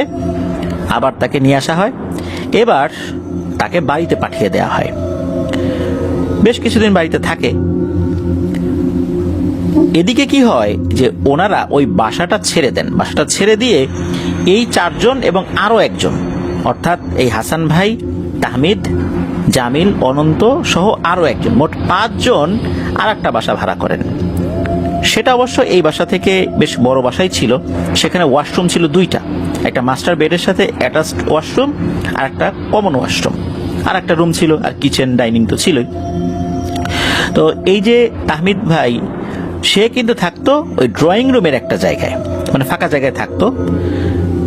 আর এই হাসান ভাই, উনি আর একটা রুমে থাকতো, ওনার সাথে লোক থাকতো। আর এই যে জামিল, অনন্ত, ওনারা আবার আর একটা রুমে থাকতেন। তো এইভাবেই ওনারা থাকছিলেন। হঠাৎ করে রাতের বেলা কি হয়েছে, এই তাহমিদ চিৎকার শুরু করেছে, জামিলকে ডাকছে, অনন্তকে ডাকছে, এই জামিল, এই অনন্ত, তাড়াতাড়ি ওঠো, তাড়াতাড়ি ওঠো, আমাকে এখনই ওয়াশরুমের ভিতরে ঢুকায় দরজা বাইরে থেকে বন্ধ করে দাও। তো ওরাও ধর্মর করে ওঠে। এই হাসান ভাই বের হয়েছে এই অবস্থা দেখে যে এই তাহমিদ চিৎকার করছে। তো উনি উঠে আসেন। উঠে আসার পর দেখে যে এই 2 জন মিলে, বিশেষ করে জামিল এবং অনন্ত মিলে এই তাহমিদকে ওয়াশরুমের ভিতরে ঢুকাই দিল। আর ঢুকানোর কয়েক মিনিট পর আবার শুরু হয়ে গেল সেই আগের মতো ঘটনা, ভয়ঙ্কর গর্জন, ধুমধাম ধুমধাম শব্দ। তবে এবার একটা ঘটনা ঘটে, সেটা হচ্ছে আগের যেই বিল্ডিংটা ছিল, ওই বিল্ডিং এ যেই ওয়াশরুমের দরজাটা ছিল সেটা কাঠের বা এই টাইপের কোনো শক্ত জাতীয় জিনিস ছিল, যার কারণে সেটা কিন্তু কখনো ভেঙে যায়নি। আর এবার যে ওয়াশরুমটা আছে এই বাসায়, এই ওয়াশরুমের দরজাটা হচ্ছে প্লাস্টিকের, এরকম প্লাস্টিকের বোর্ড আলাদা দরজা থাকে না বিভিন্ন জায়গায় ওয়াশরুমের, ঠিক এইরকম একটা দরজা। অল্প সময়ের মধ্যে এই দরজা ভেঙে তাহমিদ বাইরে পড়ে যায়। তখন ও সেন্সলেস অবস্থায় ছিল, ভিতরে কিন্তু এরকম চলছিল। যখনই দরজা ভেঙে বাইরে পড়ে গিয়েছে তখন সে সেন্সলেস হয়ে গেছে। তখন সবাই মিলে ওকে পরিষ্কার পরিচ্ছন্ন করিয়ে বিছানায় শুইয়ে দেয়। তো এবার সবাই মিলে সিদ্ধান্ত নেয় যে না, তাহমিদকে আর তাদের সাথে রাখা যাবে না, তাকে পাঠিয়ে দিতে হবে, এরকম ভাবে আর চলতে পারে না। তাহমিদকে তার বাড়িতে পাঠিয়ে দেওয়া হয়। প্রায় 3 মাসের মতো সে বাড়িতে ছিল। এখন তাদের বন্ধু বান্ধব, এভাবে তো তাকে মেস থেকে তাড়িয়েও দেওয়া যায় না। বিষয়টা কেমন হয়ে যায়, নিজেদের কাছেও খারাপ লাগছিল, ছেলেটার একটা সমস্যা আছে, তারপরও তাকে কিভাবে তাড়িয়ে দেই। 2-3 মাস পর তাহমিদ আবার ওই বাসায় ফেরত আসে। মোটামুটি সবকিছু ঠিকঠাক মতো চলছিল। দেখা গেল সে যে বিভিন্ন জায়গায় গিয়েছিল, বিভিন্ন তান্ত্রিক কবিরাজের কাছে, শরীরের বিভিন্ন জায়গায় তাবিজ কবজ এগুলো লাগানো। তো সে যখন ফেরত আসছে, ফেরত আসার পর বলে যে সে আগের থেকে অনেকটাই ভালো, তবে মাঝে মাঝে কিছু সমস্যা হতে পারে। এরকম চলছিল মোটামুটি সপ্তাহখানেকের মধ্যে, আর কোনো সমস্যা হয়নি। একদিন রাতের বেলা সবাই মিলে আড্ডা দিচ্ছিল, বিভিন্ন গল্প গুজব হচ্ছে, একদম স্বাভাবিকভাবেই কিন্তু তাহমিদ কথা বলছে। হঠাৎ করে কি হয়, তাহমিদ অন্যরকম কোনো কিছু ফিল করতে থাকে। তাহমিদ তখন ওই জামিলকে বলে, জামিল দ্রুত আমার মাথাটাই খাটের সাথে চেপে ধর, আর আমার মা তোকে যে দোয়া শিখিয়ে দিয়েছে সেটা 41 বার পর, তাড়াতাড়ি কর তাড়াতাড়ি কর। ওরা তখন কি করেছে, মনে হলো যে দ্রুত ওর শরীরের উপর চেপে বসে ওর মাথাটা খাটের সাথে চেপে ধরলো। চেপে ধরার পর দোয়া দুরুদ পড়া শুরু করেছে। এর কিছুক্ষণ পর যেটা হলো সেটা হচ্ছে তাহমিদ এক ঝাড়ি দিয়ে ওদেরকে ফেলে দিল, আর এমন ভাবে ঘুরে তাকালো সবার দিকে। এই ঘুরে তাকানো দেখে এই হাসান ভাই মারাত্মক ভয় পেয়ে যান। মনে হচ্ছে কোনো হিংস্র জানোয়ার যেভাবে কোনো মানুষ বা অন্য কোনো প্রাণীর উপর আক্রমণ করার আগে উদ্যত হয়, ঠিক সেরকমটাই হয়েছে এই তাহমিদ। তখন ওই অবস্থাতেও তাহমিদ বলে ওঠে, সবাই মিলে আমাকে চেপে ধরো, সবাই মিলে আমাকে চেপে ধরো, না হলে ভয়ঙ্কর কিছু হয়ে যাবে। উপস্থিত সবাই মিলে তাহমিদকে চেপে ধরে, কিন্তু তারপরও কিছু হচ্ছিল না, বারবার সবাইকে ছিটকে ফেলে দিচ্ছে। একটা পর্যায়ে অনেক কষ্টে তাকে আটকাতে সক্ষম হয়, আর জামিল ওর বুকের উপর উঠে একটা দোয়া 41 বার যখন পড়া শেষ করে, তখন তাহমিদ একদম শান্ত হয়ে যায়। এরপর তাহমিদের বাড়িতে খবর দেওয়া হয়। তখন তাহমিদের মা বাবা এসে তাহমিদকে নিয়ে যায়। তাহমিদ তো চলে গেল। তো তাহমিদ চলে যাওয়ার পর সে বাসায় যাওয়ার পরও বেশ ট্রিটমেন্ট করেছিল। পরবর্তীতে তাহমিদ আসার পর এই যে হাসান ভাই জিজ্ঞেস করে, আচ্ছা তাহমিদ বলো তো আসলে এই সমস্যাটা তোমার সাথে কেন হচ্ছে? তখন তাহমিদ বলেছিল যে তোমাকে বলবো এখন না, একটু সময় করে, বেশ সময় নিয়ে বলবো, তাহলে তুমি বুঝতে পারবা যে ব্যাপারটা কি, কেন আমি এই ভয়ঙ্কর সমস্যার মুখোমুখি হচ্ছি। কে চায় এই সমস্যার মধ্যে থাকতে, কিন্তু আমি নিরুপায় হয়ে গেছি, আমার জীবনটা শেষ করে দিল একদম। এসব কথার অর্থ যদিও বা ওই সময় হাসান ভাই বুঝতে পারছিলেন না, তো একটা সময় এসে উনি বুঝতে পারেন। বেশ কয়েকজন বন্ধু বান্ধব মিলে এই যে তাহমিদ, তার বাড়িতে বেড়াতে গিয়েছিলেন ওনারা। তাহমিদের বাড়িটা হচ্ছে পটুয়াখালীর কলাপাড়া যে লঞ্চ ঘাট, আর ওই লঞ্চ ঘাটের কাছাকাছি নৌবাহিনীর যে জাহাজগুলো যেখানে রাখা হয়, এর মধ্যবর্তী কোনো একটা জায়গায় তাদের বাড়ি, বা কাছাকাছি একটা জায়গায় বাড়ি আর কি। তো জায়গাটা বেশ সুন্দর। তাহমিদ তখন এই হাসান ভাইকে এই ঘটনাটি খুলে বলেছিলেন। তাহমিদ বলছিলেন যে 2011 সালের বেশ কিছুদিন আগের ঘটনা। এক রাত্রে তাহমিদ ঘুমিয়ে আছেন। ঘুমিয়ে থাকার পর দেখা গেল সে তার আপন ছোট ভাই, তার নাম হচ্ছে লিটন, এই লিটনকে সাথে নিয়ে ঘুরতে বেরিয়েছে। স্বপ্নের মধ্যে সে কিন্তু দেখছে, সে যখন ঘুরতে বেরিয়েছে সে দেখে এই যে কলাপাড়া লঞ্চ ঘাট আর নৌবাহিনীর জাহাজগুলো যেখানে রাখা হয়, এর মধ্যবর্তী একটা জায়গায় খুব সুন্দর ঝলমলে উঁচু একটা প্রাসাদ। এটা কিন্তু দিনের বেলা, সে দিনের বেলাতে দেখছে, স্বপ্নের মধ্যেও কিন্তু দিন, কিন্তু সে ঘুমিয়ে আছে রাতের বেলা, মানে স্বপ্নের মধ্যে সে দেখছে সেটা দিন চলছে। তো ওরা কি করেছে, ওই প্রাসাদটা দেখে আলোচনা করছে, আরে এইখানে তো এরকম কোনো প্রাসাদ ছিল না। এদিকে এই যে ছোট ভাই লিটন, সে তাহমিদকে বলছে যে ভাইয়া আমার না খুব পানি পিপাসা পেয়েছে, পানি খাবো কোথায়, নদীর এই পানি তো খাওয়া ঠিক হবে না, চলো ওইখানে যাই, ওইখানে যাওয়ার পর যদি কোনো পানি পাই। তো ওরা কি করলো, ওই প্রাসাদে চলে গেল। প্রাসাদের দরজা খোলাই ছিল, কোনো লোকজন দেখলো না, ঢুকে গেল সেই ঘরের মধ্যে। তারপর মেইন যে দরজাটা, যেই দরজা দিয়ে তারা ওই ঘরে প্রবেশ করবে, ওই দরজাটাও খোলা। ওই দিকে ঢোকার পর তারা দেখলো তারা একটা হল রুমের মতো জায়গায় চলে এসেছে। ডুপ্লেক্স বাড়িগুলোতে সাধারণত সিঁড়ির কাছে একটা ফাঁকা জায়গা থাকে, ড্রয়িং রুম, ডাইনিং রুম, ওই জায়গাতে অনেকে বসে কথাবার্তা বলে, সোফা রাখা থাকে, ডুপ্লেক্স বাড়ির নিচতলাতে যেরকম হয় আর কি, ওই রকম একটা জায়গায় তারা চলে আসলো। তারা দেখলো ওখান থেকে একটা সিঁড়ি উঠে গেছে দোতলার দিকে। তো ওখানে এসেও কাউকে তারা দেখতে পাচ্ছে না। বাড়িটা বেশ সাজানো গোছানো, কিন্তু কোনো মানুষ সেখানে নাই। তখন এই যে তাহমিদ, সে ডাকছে, কেউ আছেন, একটু আসবেন, আমার ছোট ভাইয়ের খুব পানি পিপাসা পেয়েছে, একটু পানি দেবেন। তো কয়েকবার ডাকাডাকি করার পর দেখা গেল ওই দোতলা থেকে একটা মেয়ে উকি দিয়েছে। বয়সে তাহমিদের মতোই হবে বলে মনে হলো। মেয়েটা বেরিয়ে এলো। বেরিয়ে আসার পর সে কোনো কথা বলছে না। তো তাহমিদ বলছে যে একটু পানি দিবেন, আমার ছোট ভাইয়ের পানি পিপাসা পেয়েছে আর কি। মেয়েটি কোনো কথা না বলে আবার উপরে চলে গেল, একটা কাচের গ্লাসে এক গ্লাস পানি এনে তাহমিদের হাতে দিল। তো তাহমিদ সেই পানিটা হাতে নিয়ে লিটনকে দিল, লিটন পানিটা খেলো। খাওয়ার পর এই তাহমিদ ওই মেয়েটাকে প্রশ্ন করছে, আপনি কে, আপনার নাম কি, এখানে তো কোনো ঘর বাড়ি ছিল না, এই বাড়িটা কবে করলেন আপনারা? মেয়েটি কোনো উত্তর দেয় না। উত্তর না দিয়ে সে আবার হেঁটে হেঁটে উপরে চলে গেল। এরপর এই যে লিটন এবং তাহমিদ, এরা দুজন ওই বাড়ি থেকে বেরিয়ে যায়। বেরিয়ে যাওয়ার পর তারা হাঁটতে হাঁটতে নিজেদের বাড়িতে চলে যায়। বাড়িতে গিয়ে তাহমিদ লিটনকে ওই যে বাসা, মানে অর্থাৎ নিজেদের যে বাসা সেখানে রাখে। রাখার পর হঠাৎ করে তাহমিদের কাছে মনে হয়, আরে এত সুন্দরী একটা মেয়ে, যাই না ওকে আরেকবার দেখে আসি। কোন একটা মোহ তাকে বারবার ওই বাড়ির দিকে আবার টেনে নিয়ে যাওয়ার জন্য কাজ করছিল। নিজের অজান্তেই সে বাড়ি থেকে বেরিয়ে পড়ে। সবকিছু কিন্তু স্বপ্নের মধ্যে হচ্ছে, প্রিয় লিসেনার্স। সে ঘুমিয়ে ঘুমিয়ে এটা দেখছে। সে আবার বাড়ি থেকে বেরিয়ে যায়, আবার সেই প্রাসাদের কাছে চলে যায়। এবারও গিয়ে দেখে প্রাসাদের মেইন দরজা খোলা, সেদিক দিয়ে ঢুকে যায় এবং এই যে হলরুমের মধ্যে যে জায়গাটা, সেখানে ঢোকার জন্য যে দরজা রয়েছে, সদর দরজা, সেটাও খোলা, সেদিক দিয়েও ঢুকে যায়। ঢুকে যাওয়ার পর সে আবার বলতে থাকে, কেউ আছেন, একটু আসবেন, একটু কথা বলতাম। এবারও ওই মেয়েটা একটু উকি দেয়, উকি দিয়ে বাইরে বেরিয়ে আসে। তখন সে দোতলায় দাঁড়ানো, সিঁড়ি দিয়ে নামেনি। মনে হলো মেয়েটা একটু বিরক্তই হয়েছে। তখন এই তাহমিদ বলছে, আপনি কে, আপনার নাম কি, এখানে কিভাবে আসলেন, একটু বলবেন? মেয়েটা কোনো উত্তর দেয় না। উত্তর না দিয়ে সে সিঁড়ি বেয়ে নিচে নেমে আসে। মনে হলো যে সে খুব রাগান্বিত।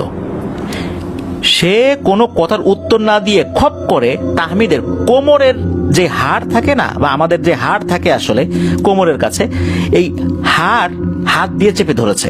আর একটা হাত দিয়ে তাহমিদের ঘাড় চেপে ধরেছে। এমন ভাবে চেপে ধরেছে তাহমিদ খুব ব্যথা পাচ্ছে, স্বপ্নের মধ্যে প্রচন্ড ব্যথা পাচ্ছে। তাহমিদ বলছে, আরে কি করছেন, ছাড়েন ছাড়েন, আমি তো আপনার কোনো ক্ষতি করতে আসিনি, আমাকে ছেড়ে দেন। তাহমিদ নিজেকে ছাড়ানোর জন্য অনেক চেষ্টা করছে, কিন্তু পারছে না। একটা পর্যায়ে হলো কি, ওই মেয়েটা তার নখ তাহমিদের কোমরে, মানে যেখানে ওই হাড়টাতে ধরেছিল, ওইখানে বিধিয়ে দিল। তাহমিদ প্রচন্ড ব্যথা পেয়েছে। ব্যথা পাওয়ার পর নিজের শরীরটাকে অনেক কষ্টে সর্বশক্তি প্রয়োগ করে ছাড়িয়ে নেয়। ছাড়িয়ে নেওয়ার পরপরই সে ওখান থেকে দৌড়ে বেরিয়ে পড়ে। দৌড়ে ওই বাড়ি থেকে বেরিয়ে নিজের বাড়ির দিকে যাওয়া শুরু করে। বাড়ির দিকে যাওয়ার সময় একটা সাইক্লোন সেন্টার রয়েছে, সেটা এখনো আছে। তো ওই সাইক্লোন সেন্টার ওখানে আসে। সাইক্লোন সেন্টারে একটা দেয়াল রয়েছে, ওই দেয়াল টপকে তাকে বাড়িতে যেতে হবে। ওটা খুব শর্টকাট ওয়ে হয় আর কি। তো ওই সাইক্লোন সেন্টারের কাছে যখন আসছে, ভিতরে ঢুকেছে, দেয়ালটা টপকাবে, তখন এই তাহমিদের খুব রাগ হয় যে কেন ওইখানে গেলাম, জিজ্ঞেস করলাম, আর ওই মেয়েটাই বা কিরকম, আমাকে এইভাবে আঘাত করলো, কোনো কথাবার্তা তো বললোই না, অথচ আমাকে এইভাবে আঘাত করলো। তাহমিদ কিন্তু খুব রাগী একটা ছেলে, খুব জেদি ছেলেও বটে। তো ওর তো খুব রাগ হয়েছে। ওই স্বপ্নের মধ্যে কি করেছে, ওই সাইক্লোন সেন্টারের যে দেয়াল রয়েছে, একটা ইট দিয়ে, মানে 5 ইঞ্চি গাঁথনি আমরা যেটা বলি, এরকম একটা অংশ রয়েছে, ওইখানে সজোরে হাত দিয়ে একটা ঘুষি মেরেছে। এক ঘুষিতে একটা ইট খুলে অন্য পাশে পড়ে গেছে, মানে ওখানে একটা গর্ত হয়ে গেছে। একটা ইট খুলে অন্য পাশে পড়ে গেছে, যেই পাশে ঘুষি মেরেছে তার উল্টো পাশে পড়ে গেছে আর কি। মানে এত জোরে ঘুষি মেরেছে। ওইখানকার ইটটা হয়তো বা দুর্বল ছিল। তো ঘুষি মারার পর হয়েছে কি, হাতের একটা জায়গা যেখানে আঘাতটা বেশি লেগেছে, সেখানে কেটেও গিয়েছে, রক্ত ঝরছে। তাহমিদ কি করেছে, ওইখান থেকে আবার দেয়াল টপকে বাড়িতে চলে গেছে। বাড়িতে গিয়ে সে কি করলো, নিজের ঘরে ঢুকে বিছানায় শুয়ে পড়ে। যখনই শুয়ে পড়েছে তখনই তার ঘুম ভেঙে যায়। ঘুম ভেঙে যখন গিয়েছে, তখন সে হাতে এবং কোমরে প্রচন্ড ব্যথা অনুভব করতে থাকে। হাতের দিকে যখন তাকায়, তখন দেখে আরে হাতটা ফুলে গেছে, আর হাতের একটা জায়গা থেকে রক্ত গড়িয়ে পড়তে পড়তে রক্ত শুকিয়ে কালো হয়ে গেছে। কোমরে যেখানে ব্যথা করছিল, সেদিকে তাকিয়ে দেখে অদ্ভুত ব্যাপার। স্বপ্নে দেখা ওই মেয়েটা যেখানে নখ দিয়ে আঁচড় দিয়েছিল, অর্থাৎ তার ধারালো নখটা তার কোমরের ওই জায়গায় গেঁথে দিয়েছিল, আসলেই সেখানে রক্তাক্ত হয়ে আছে। এটা দেখে তাহমিদ তো অবাক হয়ে যায়। সে তার পরিবারকে বলে যে এই ঘটনা, সেরকম স্বপ্ন দেখেছে। এটা বলার সাথে সাথে তাহমিদ দৌড়ে সাইক্লোন সেন্টার দিকে চলে যায়। সাইক্লোন সেন্টারের দেয়ালের যেই জায়গাতে সে ঘুষি মেরেছিল ওখানে গিয়ে দেখে অবাক কাণ্ড, ওখানে সত্যি একটা ইট খুলে পড়ে আছে। আরো একটা ব্যাপার, স্বপ্নের মধ্যে তার মনে ছিল ওই দিক দিয়ে আসার সময় একটা কাঁচা ডাল ভেঙে পড়েছিল। সত্যি ওইখানে গিয়ে দেখে ওখানে একটি কাঁচা ডাল ভেঙে পড়ে আছে। এটা কিভাবে সম্ভব? সাইক্লোন সেন্টারের ওই ইটটা আগে থেকে কোনোভাবেই ভাঙা ছিল না, এটা তাহমিদ খুব ভালোভাবেই জানতো। তাহলে কেন এমনটা হলো? তাহমিদ কোনো কিছু মেলাতে পারে না। বাস এরপর থেকেই তাহমিদের সমস্যা শুরু। তাহমিদ এরপর থেকে ওই যে মেয়েটা যাকে সে দেখেছিল সেই মেয়েটার অস্তিত্ব টের পেত। আর যখনই অস্তিত্ব টের পেত তখন তার পা থেকে শুরু করে আস্তে আস্তে বডির উপরের অংশ একটা অন্য রকমের কাজ করত, এক অন্য ধরনের অনুভূতি হতো। এটা হতে হতে যখন মাথা পর্যন্ত চলে আসতো তখন শরীরের উপর নিয়ন্ত্রণ আর থাকতো না। তখন সে ভয়ঙ্করভাবে গর্জন করত এবং হাত পা ছোড়াছুড়ি করত, দেয়ালে আঘাত করতে থাকতো। তখন আশেপাশে কোনো মানুষ থাকলে তাকে সে আঘাত করত, কামড়ে দিত। আশেপাশের অনেক লোক কিন্তু এই তাহমিদের আক্রমণের শিকার হয়েছে। তো তাহমিদের পরিবার অনেক চেষ্টা করেছে তাকে চিকিৎসা করানোর জন্য। কিছুটা ভালো হয়, আবার সমস্যা দেখা দেয়। ওই বিষয়টা থেকে সে বের হতে পারছিল না, এভাবেই চলছিল। আর এরই মধ্যে সে আবার বরিশালে চলে আসছে, একটি প্রতিষ্ঠানে ভর্তি হয়েছে, লেখাপড়া করছিল। তো এভাবেই কিন্তু চলছিল। এই সমস্যাটা যখন শুরু হয়েছিল তারপর থেকে এই যে ঝামেলাগুলো চলছে, হঠাৎ করে ওই অবয়বটা তার কাছে চলে আসে আর তখনই তার মধ্যে পরিবর্তন দেখা যায়। মূলত এই সমস্যার কথাটা জানতো জামিল এবং অনন্ত, ওর বাড়ির কাছাকাছি। তো এই কারণে মূলত ওরা বুঝতে পেরেছিল যখনই এই ধরনের সমস্যা সূত্রপাত হওয়ার মতো একটা পরিবেশ তৈরি হয়, সাথে সাথে কিন্তু তাহমিদ এই জামিল এবং অনন্তকে বলে যে তাড়াতাড়ি আমাকে ওয়াশরুমে আটকায় দাও। তখন সে ওয়াশরুমে চলে যায়, যাতে করে চার দেয়ালের মধ্যে সে আটকা পড়ে। সেও চায় না কাউকে হার্ম করতে, অর্থাৎ আঘাত করতে। একটা পর্যায়ে এসে সে স্বাভাবিক যখন হয় তখন দরজাটা খুলে তাকে বের করে আনা হয়। ততক্ষণে কিন্তু তার হাতটাতে একদম একটা বাজে অবস্থা হয়ে যায়, হাত ফেটে যায়। তো এইভাবে কিন্তু দীর্ঘ একটা সময় পার হয়েছে।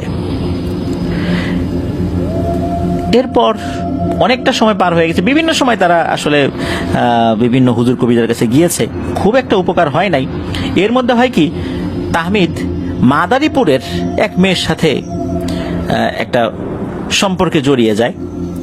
ওই মেয়েটা মাদারীপুরেই থাকতো আর তাহমিদ থাকতো অন্য জায়গায়। একবার হয় কি, রাতের বেলা ওই মেয়ের সাথে সে কথা বলছিল ফোনে। কথা বলতে বলতে হঠাৎ করে নাকি ওই মেয়ে প্রচন্ড জোরে চিৎকার চেঁচামেচি শুরু করে দিয়েছে। ও বাবা গো, মা গো বলে কি যে চিৎকার। এখন তাহমিদ বলছে কি হয়েছে কি হয়েছে। ওই মেয়েটা কোনো উত্তর দেয় না। একটা পর্যায়ে ফোনটা কেটে যায়। অনেকক্ষণ পর ওই ফোন থেকে তাহমিদকে ফোন দেয়। তাহমিদ রিসিভ করে। তো ওই মেয়েটা তো হোস্টেলে থাকতো, ওই হোস্টেলেরই ওই মেয়েটার রুমমেট ফোন করেছে। ফোন করার পর তাহমিদ ধরেছে, বলেছে কি হয়েছে। তখন ওই মেয়েটা বলছে যে এই মেয়েটা, বিশেষ করে তাহমিদ যে মেয়েটার সাথে কথা বলতো, সেই মেয়েটা এখন অজ্ঞান অবস্থায় পড়ে আছে, এখন তার সেন্স নাই। একবার সেন্স আসছিল, সে কিছু বিষয় বলছে, আবার সে সেন্সলেস হয়ে গেছে। মূলত সে বলেছে যে যখন তাহমিদের সাথে ওই মেয়েটা কথা বলছিল, হঠাৎ করে দেখে ওই বারান্দার গ্রিলের ওই পাশে শূন্যে ভেসে আছে একটা ভয়ঙ্কর চেহারার নারী। এত বিভৎসতার চেহারা, ওই নারীটা খুবই ভয়ঙ্কর ভাবে এই মেয়েটাকে ভয় দেখাচ্ছিল আর হুমকি দিচ্ছে, এই ফোন রাখ, ওর সাথে খবরদার কথা বলবি না। তো এরকম হুমকি দিচ্ছে, এরকম ভয়ঙ্কর চেহারা দেখে ওই মেয়েটা চিৎকার চেঁচামেচি করে এবং একটা পর্যায়ে অজ্ঞান হয়ে যায়। তো এই বিষয়টা জানায় আর কি ওই মেয়েটার রুমমেট তাহমিদকে, ওই মেয়েটার ফোন থেকে ফোন করে। তো এভাবেই তো বেশ অনেকটা সময় পার হয়ে গেছে। হাসান ভাই জানিয়েছেন যে তাহমিদ নাকি এখন আলহামদুলিল্লাহ ভালো আছে, এখন তার সাথে ওরকম কোনো সমস্যা নাই। সে বিয়ে করেছে, তবে ওই মেয়েটাকেই সে বিয়ে করেছে কি করে না এই বিষয়ে আসলে উনি বলতে পারেন নাই। তবে তাহমিদ বিয়ে করেছে, তার এখন সন্তানাদি আছে, সে ভালো আছে। প্রিয় লিসেনার্স, আপনারা একবার চিন্তা করুন, স্বপ্নের মধ্যে এই ঘটনা ঘটেছে, আর স্বপ্নের মধ্যে যা যা ঘটেছে এটা বাস্তবেও হয়েছে। এটা কিভাবে সম্ভব হতে পারে? তার মানে কি এই যে সে স্বপ্নে যখন তার ভাইয়ের সাথে ওই জায়গাতে গিয়েছিল, রাতের বেলা সে হাঁটতে হাঁটতে গিয়েছিল, তারপর ওখান থেকে ফিরে আসার সময় সাইক্লোন সেন্টারের ওই দেয়ালে সে আঘাত করেছিল, আবার বাড়িতে সে শুয়ে পড়েছে। কিন্তু সে যদি সত্যি নিজে নিজেই যেয়ে থাকে, তাহলে তার ভাই লিটন সে তো বাড়িতেই ছিল। স্বপ্নের মধ্যে আসলে কিভাবে এটা সম্ভব হতে পারে? আমরা এর আগেও এরকম একটা ঘটনা কিন্তু শেয়ার করেছিলাম। স্বপ্নের মধ্যে কোন একটা জিনকে আঘাত করেছে, তারপর থেকে তার সাথে এই সমস্যা। আসলে এই জগতে কতই না রহস্যময় ব্যাপার রয়ে গেছে, তার কয়টা আমরা জানি, কয়টাই বা তুলে ধরতে পারি? কত যে ঘটনা, অনেক ঘটনার ব্যাখ্যা করা যায়, জিন রিলেটেড অনেক ঘটনার ব্যাখ্যা করা যায়, কিন্তু এই ধরনের ঘটনাগুলোর ব্যাখ্যা আমরা কিভাবে দিব? এটা আসলে যারা অনেক ভালো মানের রাকি, তারা এই বিষয়গুলোর ব্যাখ্যা দিতে পারবেন। এই বিষয়ের ব্যাখ্যা দেওয়া সত্যি খুব কঠিন ব্যাপার। আলহামদুলিল্লাহ, তাহমিদ ভাই যে এখন ভালো আছেন, এটাই শুকরিয়া। আর এই ধরনের ঘটনা আল্লাহ যেন আর কারোর সাথে না ঘটান। সত্যি এটা যে কি পেইনফুল একটা বিষয়, এটা যার সাথে ঘটে সেই বুঝতে পারে। জীবনটা একদম তছনছ হয়ে যায়, তার আশেপাশে যারা থাকেন তাদের জীবনটাও তছনছ হয়ে যায়। আল্লাহ আমাদেরকে হেফাজত করুন। প্রিয় লিসেনার্স, ঘুমানোর সময় সূরা বাকারার শেষ 3 আয়াত এটা যদি কেউ পড়ে ঘুমায়, তাহলে ঘুমের মধ্যে কোনো ব্ল্যাক ম্যাজিক করা, বিশেষ করে ঘুমের মধ্যে দুষ্টু জিনেরা এসে মানুষকে জাদুর বিভিন্ন উপকরণ খাইয়ে দেয়। ঘুমের মধ্যে প্যারানরমাল বিভিন্ন সমস্যার মানুষ সম্মুখীন হতে পারে। যদি কেউ সূরা বাকারার শেষ 3 আয়াত পড়ে শরীরে ফু দিয়ে ঘুমায়, তাহলে আল্লাহর রহমতে এই সমস্যা হবে না। কারণ যদি এটা মুখস্থ না থাকে, অবশ্যই আয়াতুল কুরসি পড়ে শরীরে ফু দিয়ে ঘুমাতে হবে। তাহলে আল্লাহ তাআলার তরফ থেকে একজন ফেরেশতা ওই বান্দার নিরাপত্তার জন্য নিযুক্ত থাকেন। আর সূরা ইখলাস, ফালাক, নাস এটা 3 বার করে পড়ে যদি কেউ ঘুমাতে যায়, তাহলেও অনেক ধরনের সমস্যা থেকে আল্লাহ তাআলা আমাদেরকে হেফাজত করবেন। চেষ্টা করতে হবে এই 3টা আমল যেটা বললাম, সূরা ইখলাস, ফালাক, নাস 3 বার করে শরীরে ফু দেয়া, আয়াতুল কুরসি পড়ে শরীরে ফু দেয়া, এবং সূরা বাকারার শেষ 3 আয়াত পড়ে শরীরে ফু দিয়ে ঘুমানো। আর আমরা যদি এই দোয়াগুলো পারি, আমাদের পাশে যারা ঘুমাবেন তাদেরকেও আমরা ফু দিয়ে দিব, তাহলে তারাও এটা থেকে ইনশাল্লাহ নিরাপদে থাকবেন। আল্লাহ আমাদেরকে হেফাজত করুন। প্রিয় লিসেনার্স, আজকের এপিসোড এ পর্যন্তই। ধন্যবাদ জানাচ্ছি হাসান ভাইকে রহস্যময় এই ঘটনাটি আমাদেরকে পাঠানোর জন্য। প্রিয় লিসেনার্স, আপনারাও আমাদেরকে ঘটনা পাঠাতে থাকুন। ইনশাল্লাহ আমরা ঘটনাগুলো যদি সিলেক্ট করতে পারি, সেগুলো লিসেনারদের সামনে উপস্থাপন করব। আজকের এপিসোড শেষ করছি। আসছে সোমবার হরর নাইট এপিসোডের নতুন একটি আয়োজন নিয়ে আপনাদের সাথে কথা হবে ইনশাল্লাহ। সবাই ভালো থাকবেন, সুস্থ থাকবেন। আমার জন্য দোয়া করবেন, আমার পরিবারের জন্য দোয়া করবেন, আপনাদের জন্য দোয়া রইল, আপনাদের পরিবারের প্রত্যেকের জন্য দোয়া রইল। মহান আল্লাহ সুবহানাহু ওয়া তাআলা আমাদেরকে ভালো রাখুন, সুস্থ রাখুন, নিরাপদে রাখুন, আপনার হরর ওয়ার্ল্ডের সাথে রাখুন। আসসালামু আলাইকুম।